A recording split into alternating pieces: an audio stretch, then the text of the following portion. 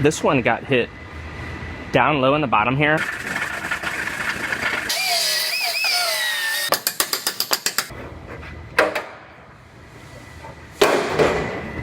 I have a Chevy Cruze here. This one got hit down low in the bottom here and completely destroyed. This rear body panel is shoved way in, damaged up here, and the trunk floor is rolled in across the bottom here. You could kind of see it better inside of here. So this one's going to be getting a new rear body panel, and then I'm going to repair that trunk floor. So what I'm going to do, I'm going to drill a few holes in this rear body panel and use that to pull this out in order to walk this trunk floor out. And also these taillight pockets are rolled in just slightly, but as I pull this out, a lot of that's going to relax back. So I'm going to go ahead and make a few pulls, and then I will go ahead and start getting this rear body panel cut off.